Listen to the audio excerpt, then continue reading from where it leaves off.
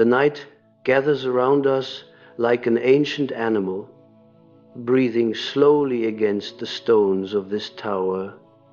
And I tell you that the veil which separates the seen from the unseen has thinned to a perilous translucence. You feel it, perhaps more sharply than the others who move through the world as though it were still bound by the old rules. You feel a pressure at the edge of your dreams, a silent trembling beneath your ribs, a subtle shift in the rhythm of the days as the year crawls toward its final threshold, and you believe it is anxiety, or fatigue, or the residue of unresolved wounds. But no, what you sense is the murmur of the unconscious as it rearranges itself for the turning of an aeon. The empath always hears the whisper of the world before the world itself understands what it is becoming. You are not merely sensitive, you are a sentinel stationed at the border between epochs, absorbing the tremors of the coming great separation long before the rest awaken to its magnitude. Sit with this truth. Though it may unsettle you, you feel the suffering of others, not because you are weak, but because your psyche was fashioned with porous boundaries that the collective unconscious uses as an instrument.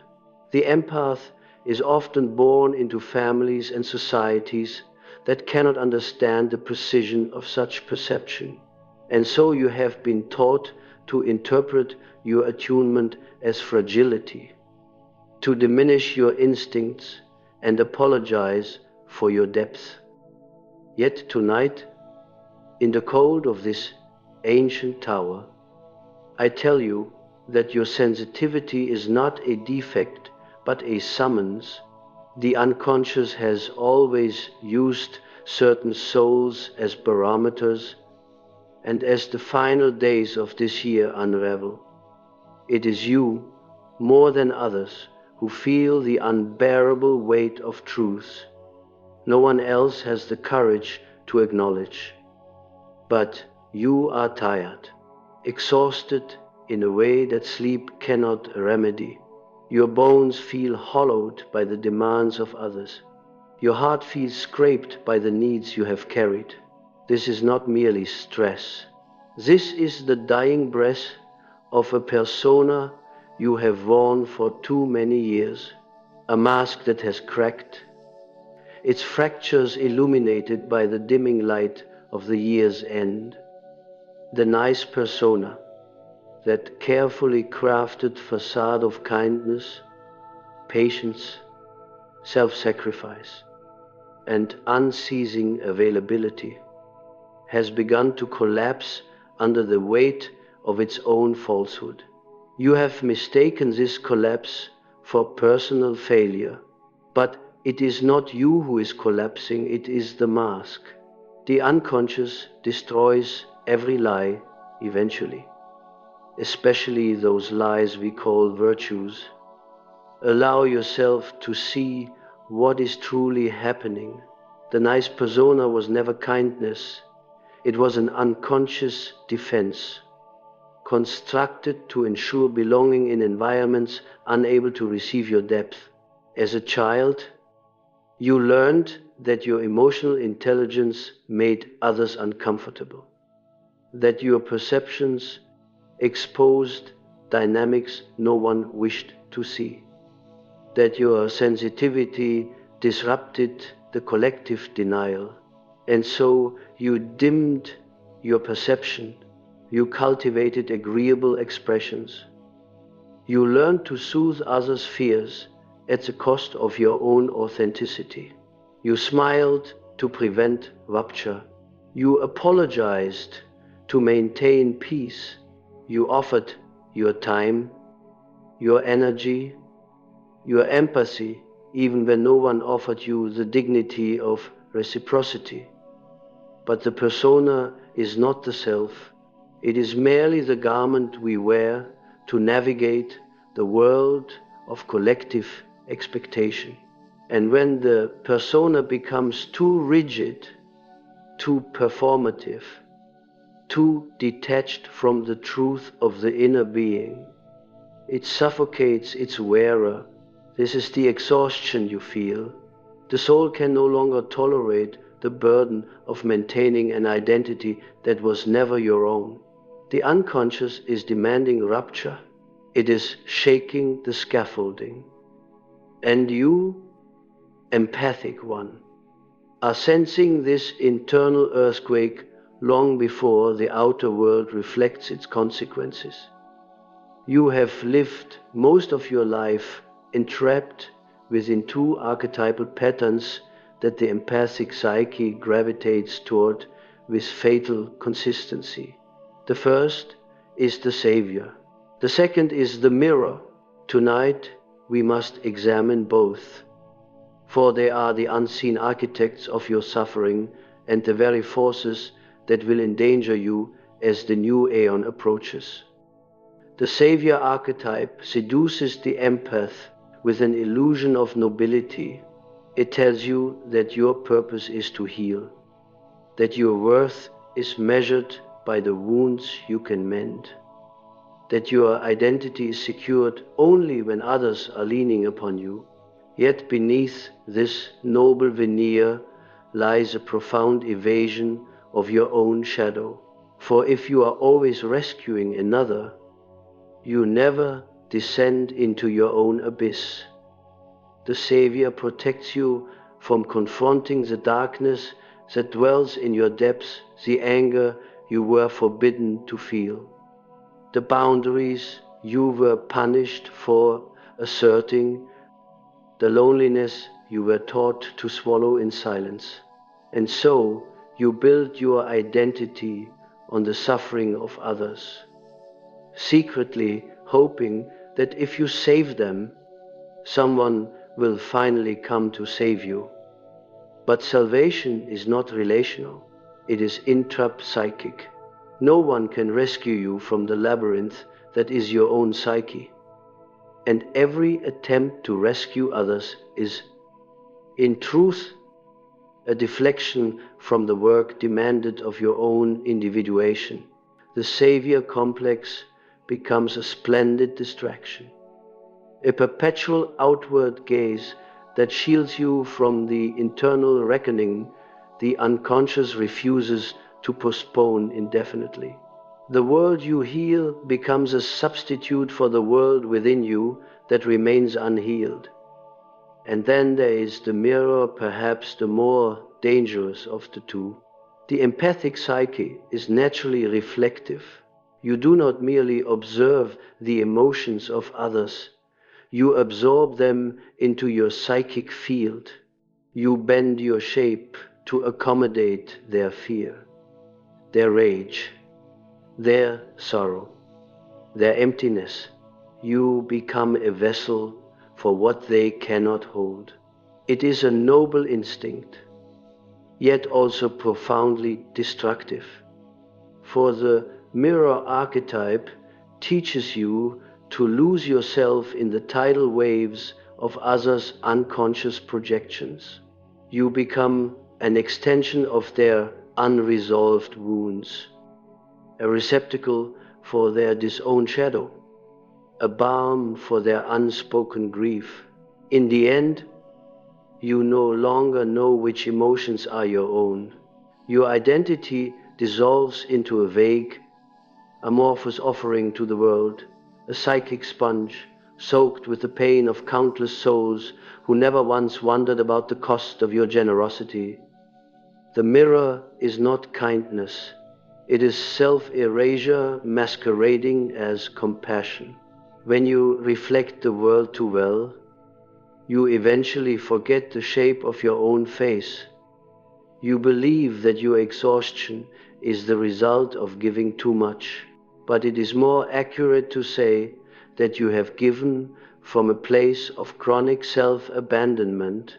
You have carried burdens that were never yours to carry, entered battles that were never yours to fight, and answered questions that were never yours to resolve. The unconscious demands balance. Every act of excessive giving creates a pressure within the psyche, and eventually the neglected self revolts. It withdraws its energy. It refuses to animate the persona any longer.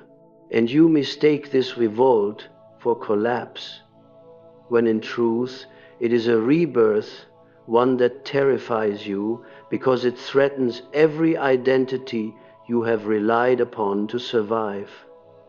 The dying of the nice persona is not a tragedy, it is a liberation, yet liberation always arrives with a shadow. And the danger is that you will cling to the dying mask out of fear. The year ahead, this unsettling transition toward the aeon of separation, will amplify every conflict between the true self and the persona. For what is approaching is a collective confrontation with authenticity.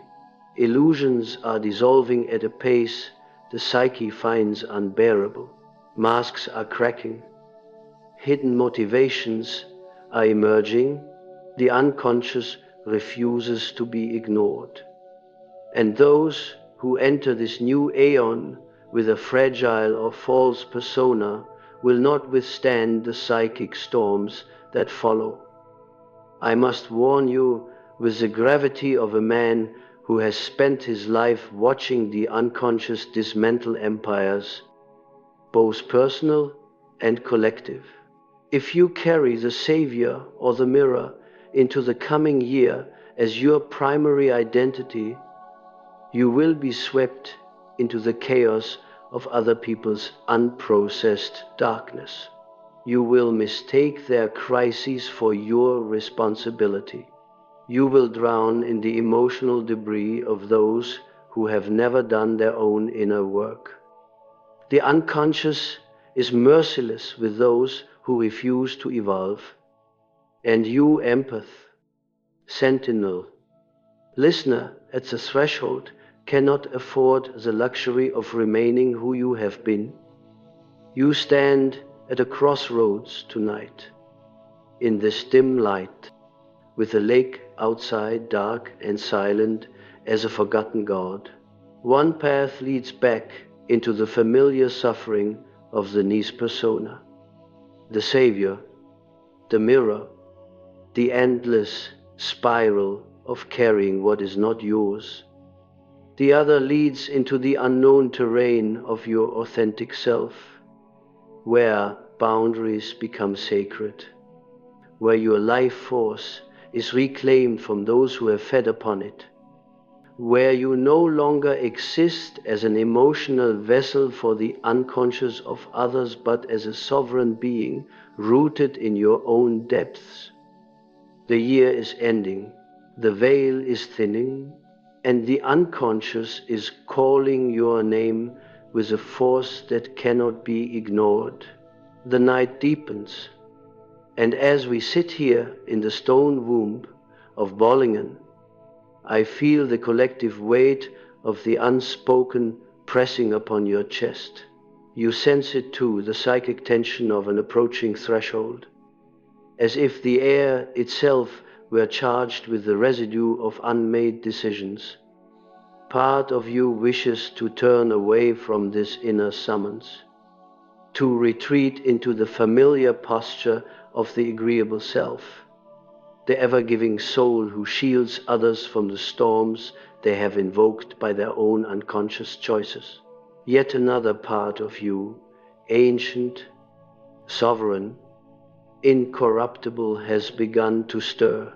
It trembles like a serpent waking beneath the earth, demanding that you finally acknowledge the division within your own being. This is where the real work begins. For the empath must confront the one truth they avoid most fervently. The world you have tried to protect is not the world you belong to. There is a reason why you feel the ache of endings before the rest of humanity sees even the faintest signs. You are attuned not merely to emotions, but to patterns, to the shifting architecture of the collective psyche. As the year leans toward its final descent, you feel not only personal exhaustion, but a great unraveling in the field of consciousness itself. The empath senses the collapse of illusions as if they were cracks spreading across their own ribs. You are not imagining this. You are not overreacting. You are witnessing the dissolution of narratives the world has clung to for decades. And because your psyche was never designed to ignore the truth, the tension of this dissolution accumulates within you long before it becomes visible in the outer world. Yet, I must tell you something that may sting. Much of your present suffering arises not from what you feel, but from what you refuse to acknowledge within yourself. You still cling to the nice persona as though it were a moral imperative, a sacred emblem of your identity. You believe that if you release it, you will become cold, selfish, unrecognizable. You fear that without this persona, no one will love you, no one will stay, no one will understand what you truly are. This is the tragedy of the empath. You have mistaken compliance for compassion, self-erasure for virtue, silence for harmony. You were conditioned to believe that your worth is proportional to your ability to minimize your own needs. The unconscious does not tolerate such distortions indefinitely. When the persona strays too far from the truth of the self, the psyche begins its rebellion. What you call burnout is not merely fatigue, it is an antiodromia, the turning of a thing into its opposite. Your excessive kindness becomes resentment. Your endless giving becomes depletion. Your patience becomes a subtle form of rage. And because you have spent years refusing to acknowledge these darker emotions, they now rise with an intensity that frightens you. But I tell you, these emotions are not your enemy. They are the guardians of your authenticity, returning at last to reclaim what you surrendered. You must understand that the nice persona was never innocent. It was a strategic adaptation forged in the fires of childhood, when your survival depended on being pleasing, gentle, predictable, unthreatening. The persona carried you through situations where your true self would not have been accepted. It served its purpose. It deserves gratitude.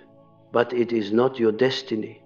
If you insist on carrying it into 2026, the weight of that mask will crush you from within.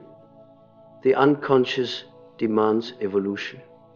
And those who resist will experience psychic fragmentation as the world around them accelerates into its next phase. Let us return to the archetypes that ensnare you, for they are not yet done revealing their influence. The savior within you is subtle. It tells you that you must be the balm for every wounded soul, the anchor for every drifting heart, the stabilizing force for those who refuse to stabilize themselves. The Savior convinces you that your love must be unconditional, your patience infinite, your presence always available. But beneath this apparent benevolence lies a deeper fear, that if you do not heal others, you will be forced to confront the emptiness within your own psyche.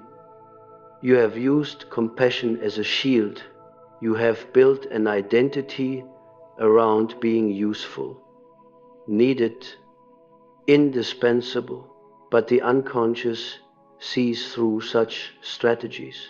When you heal others to avoid healing yourself, your gift becomes corruption. You entangle yourself in patterns that drain your vitality and distort your fate. The savior archetype turns you into an emotional martyr, carrying the burdens of others as though this were proof of your spiritual worth. Yet, this is not individuation, it is spiritual codependence, the refusal to stand alone. And then there is the mirror, a far more insidious prison. When you mirror the emotions of others, you abandon your own emotional sovereignty. You become what they need you to be. You shape-shift into comfort, into understanding, into forgiveness, into silence. Your identity becomes fluid, dissolving whenever another's suffering enters your field. This is why you feel lost, why your sense of self flickers like a candle in the wind. You have become so accustomed to reflecting others that you no longer recognize your own reflection. You stand before the mirror and see not your face, but the imprint of countless psychic projections. The mirror archetype is the most dangerous for the empath because it masquerades as love. But love without identity is not love, it is sacrifice without meaning. When you mirror others without anchoring yourself in your own depths, you become susceptible to manipulation, exploitation, and unconscious absorption of energies that do not belong to you. And as the collective unconscious enters a period of turmoil and reorganization, the emotional field around you will become increasingly volatile. If you enter this new phase without boundaries, you will be swept into the psychic turbulence of others and drowned in emotional debris that has nothing to do with your own inner work. Listen to me with utmost seriousness. The world you are stepping into is not the world you have known. The psychological landscape is changing. The structures that once provided stability are dissolving, and the collective psyche is approaching a threshold of confrontation. The Great Separation is not merely an external event, but an interior division, a sorting of identities, values, and psychic alignments. Those who have relied on false personas will find themselves disoriented, vulnerable, and overwhelmed. Those who have suppressed their shadow will be consumed by it. And those who cling to outdated roles, especially the role of the emotional caretaker, will be swept into a vortex of others' unprocessed darkness. This is why I warn you. Entering 2026 with the old identity of the empath is not merely unwise, it is dangerous. You cannot continue to carry the emotional weight of the world. You cannot sustain the role of the universal healer. You cannot afford to remain the mirror for those who refuse to see themselves. The unconscious demands that you reclaim your autonomy. It demands that you differentiate your emotions from the emotions of others. It demands that you walk away from the savior role and confront the emptiness it has been masking. You must face your own shadow, for it is the gatekeeper of your power. There is a truth you have been avoiding, a truth that now rises like a dark moon on the horizon of your psyche. You cannot save anyone who is determined to remain asleep. The empath's suffering intensifies not because the world grows darker, but because you refuse to stop carrying those who have chosen their suffering Let the mask fall. Let the persona dissolve. Let the Savior retire from its endless labor. Let the mirror crack so that your true face might be revealed. The unconscious is calling you not to service, not to sacrifice, but to sovereignty. You must learn the ancient art of psychic separation, of discerning what belongs to you and what belongs to others. If you fail to do this, the storms of the coming years will pull you into the undertow of collective fear. The year ends, and with it ends a chapter of your identity. You must decide whether you will continue to live as a reflection or whether you will finally step into the light of your own being. The wind shifts outside the tower, carrying with it the quiet groan of the lake, as if some ancient presence beneath its surface were turning in its sleep. You feel this movement not with your ears, but with the subtle membranes of the psyche, the deep animal instinct that senses change long before the intellect interprets it. And so we continue, for part 3 is the descent into the chamber of truth you have avoided for many years. Here we step into the nucleus of your suffering, the place where your empathy became a wound rather than a gift, where your light became a lure for those who hungered not for healing but for a vessel to pour their unconscious chaos into. This is the place you must enter before the aeon turns. For what lies ahead will not permit any soul to remain undefined. You have spent much of your life attempting to justify your sensitivity to a world that rewards numbness. You have tried to explain your depth to those who fear their own. You have offered tenderness to those who interpreted it as weakness. You have given understanding to those who felt entitled to it, as though your empathy were an inexhaustible spring. This has created in you a subtle but profound fracture, a belief that your emotional intelligence must be offered freely, unconditionally, even recklessly. You fear that if you withhold it, you will lose connection. But this fear is an illusion crafted by the persona that is now dying. The truth you must confront is this: your empathy is not universal currency. It is a sacred resource. When you give indiscriminately, you violate the integrity of your own psychological ecosystem. You allow energies to enter that do not resonate with your inner pattern. You contaminate your field with the unresolved conflicts of others. The empath becomes wounded not by feeling deeply, but by having no boundary around that depth. Your lack of boundaries was not a conscious choice. It was a survival strategy. As a child, you learned to scan emotional environments with the precision of a radar, reading subtle cues, anticipating conflict, softening your presence to avoid triggering the volatility of others.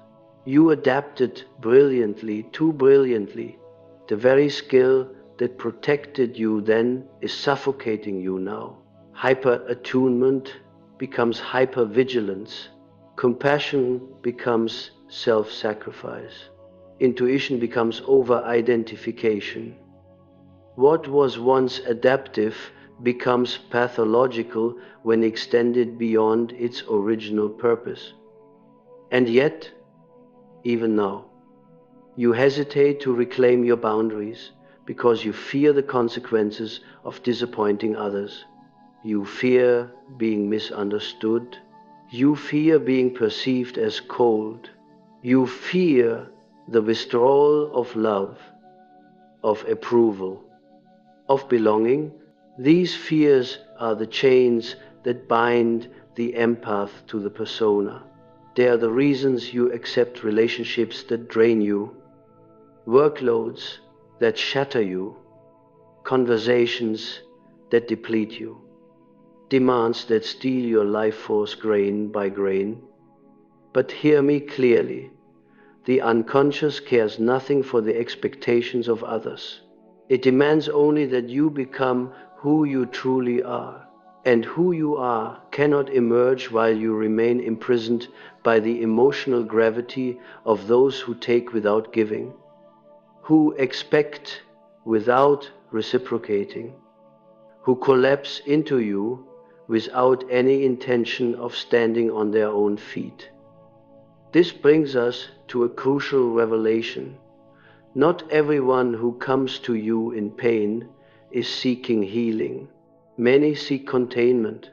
They want not transformation, but absorption. They want a psychic sponge to soak the unbearable aspects of their own shadow so they do not have to face them.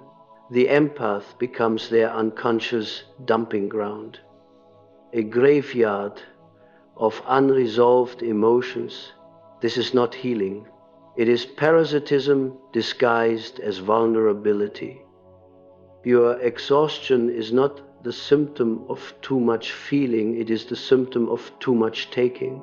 You have become a sanctuary for the displaced shadows of others, and now your psyche is overrun with ghosts that do not belong to you.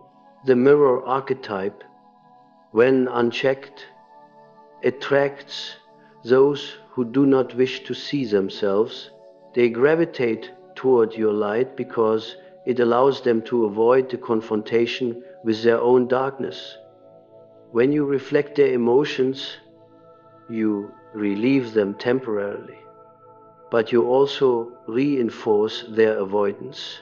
This is why your relationships feel imbalanced, why your connections feel asymmetrical, why you often feel unseen even when you are constantly looking deeply into others. No one sees the mirror, they only see themselves, and so you drift through life holding the emotions of the world while receiving almost none of its understanding in return. This asymmetry is what has hollowed you. It is what has made you feel invisible. The world has benefited enormously from your empathy, but it has not yet learned to honor it. The time has come for you to understand the price of continuing like this. The great turning of 2025, 2026 will magnify the emotional shadows of humanity. Fear will intensify. Denial will intensify. Projection will intensify. People will cling more desperately to illusions because their unconscious content will erupt with unprecedented force. Those who have not done their inner work will become volatile containers of psychic debris. They will seek empaths instinctively, not for healing, but for refuge from themselves. If you maintain your nice persona, your savior identity, your mirror adaptability, you will become overwhelmed by energies that were never yours to bear. But the deeper danger is subtler. When you absorb the shadows of others during a collective crisis, you lose the ability to discern your own destiny. Your life path becomes muddied by the emotional residue of the people you carry.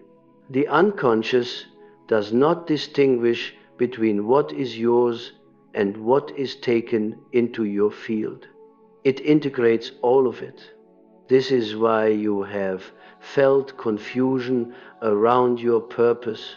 This is why your intuition has become clouded. This is why your inner voice has grown faint. The clarity of yourself has been drowned in the noise of foreign psychic material. If you step into the new aeon in this condition, you will not be navigating your own life, you will be navigating the karmic debris of others. This is psychic entanglement. This is spiritual suffocation. This is the death of individuation. Do you understand now why your exhaustion has become chronic? Why your relationships have become labyrinths?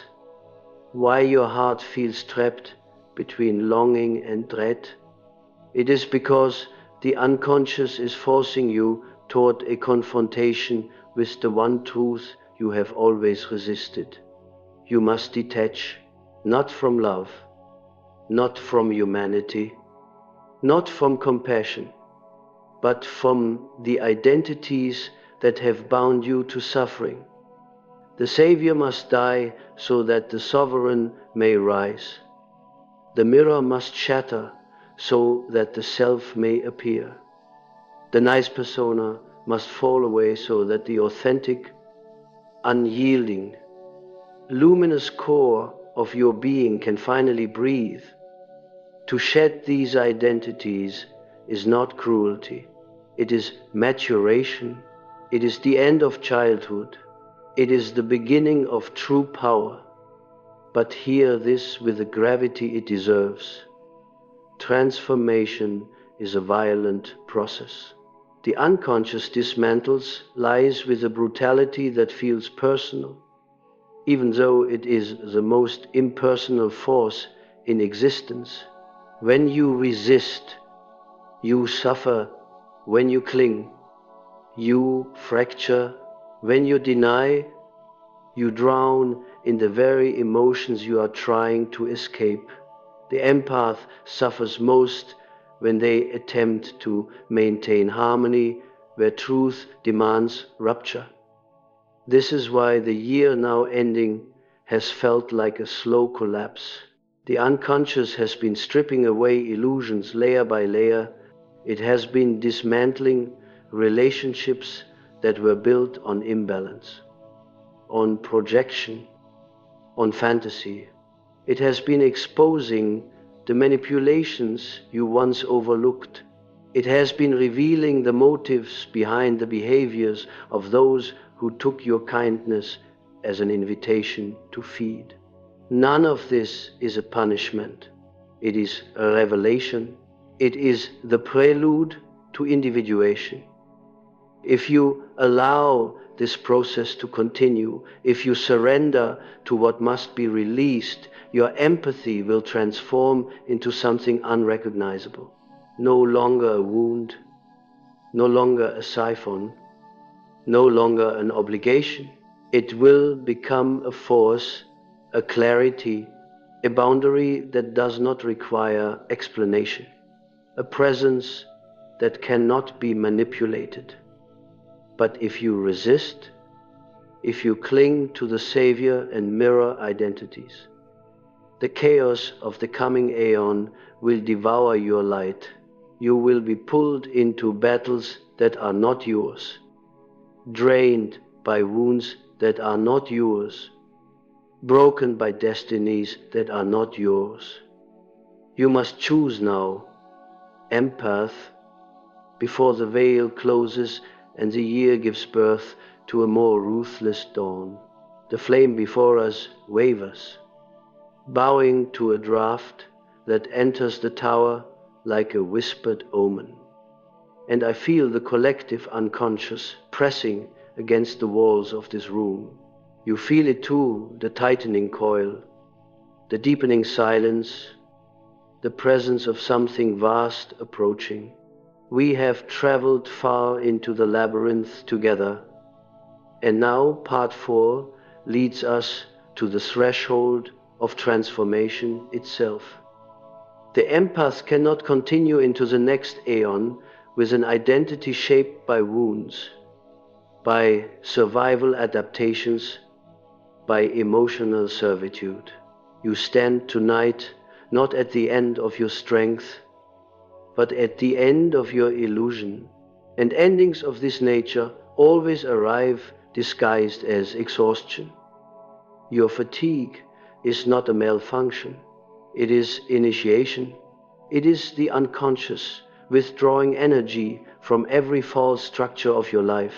When the psyche prepares for metamorphosis, it drains vitality from the persona, from the relationships that no longer serve individuation, from the roles that have chained you to mediocrity and self-erasure.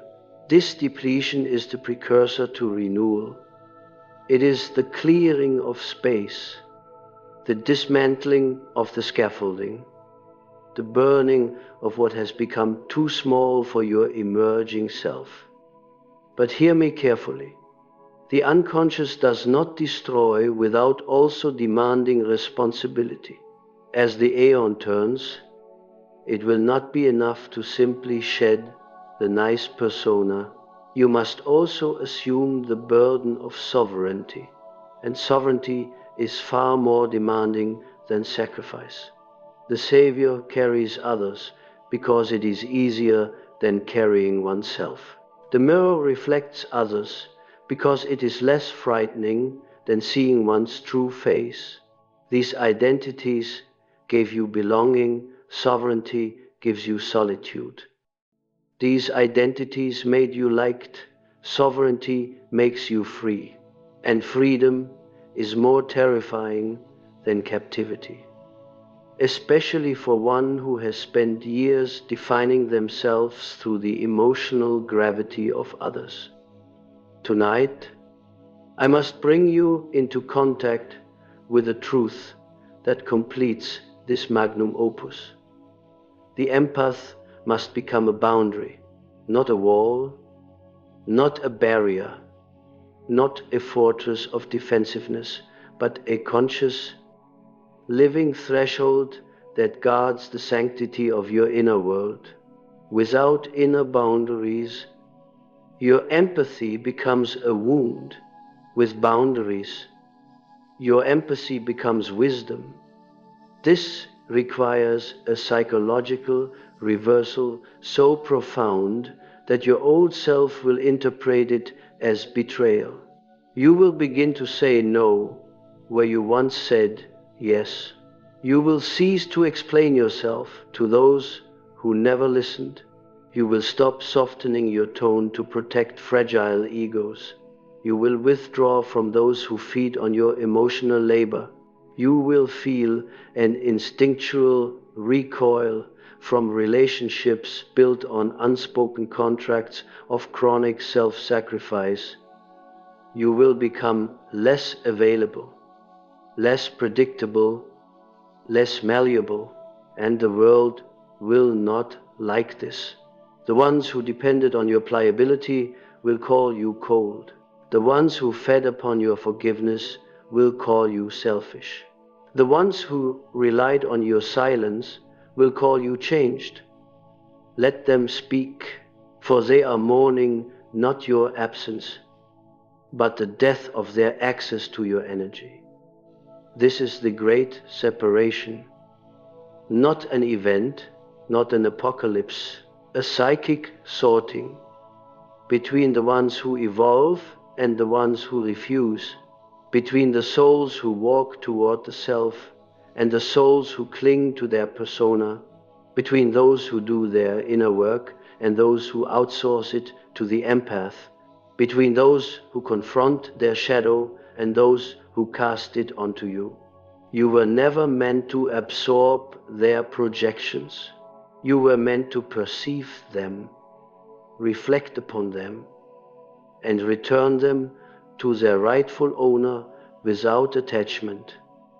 This is what empathy becomes after individuation, not absorption, but awareness. The empath who continues to absorb will perish in the new aeon. The empath who learns to witness will rise, but you cannot witness clearly until you commit to an inner separation as well. You must separate yourself from the unconscious longing to be needed. The savior archetype has woven a seductive promise through your psyche that your worth is guaranteed if you are indispensable. but indispensability is a spiritual trap. When others depend on you for their emotional stability, you are not loved, you are used. When they collapse into your arms without learning to stand on their own, you are not valued, you are convenient. When you are the one they call during crisis but forget during calm, you are not honored, you are a container for their imbalance. Your destiny is not to be a container, your destiny is to become a vessel. A container holds what is poured into it, regardless of its nature. A vessel receives only what aligns with its purpose and allows all else to pass. A container is passive.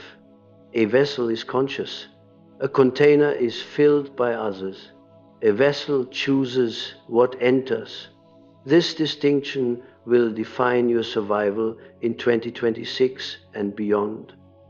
You must shift from reflection to radiance, from emotional absorption to psychic autonomy, from involuntary empathy to intentional awareness. This is the metamorphosis of the empath, but metamorphosis requires death. The savior must die so that the sovereign can take form. The mirror must die so that the oracle can speak. The nice persona must die so that the self may live. Do not misunderstand me. The empath is not evolving into coldness. You are evolving into clarity.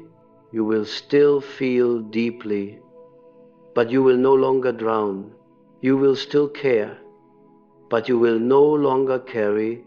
You will still understand others, but you will no longer abandon yourself for that understanding. You will still be open, but no longer pause. Your empathy will become discerning, precise, almost surgical. This is what true psychological maturity looks like, not the soft blur of unconditional acceptance, but the sharp line of conscious presence. Conscious presence is intolerable to those who rely on your unconscious submission. This is why your transformation will trigger conflict. When you stop serving as a mirror, people will see their own distorted reflection and blame you for the discomfort. When you stop playing savior, they will accuse you of having changed, of being selfish, of abandoning them. But do not be deceived by their words. They are not grieving your transformation, they are grieving the loss of their control. The great separation is not merely between you and others.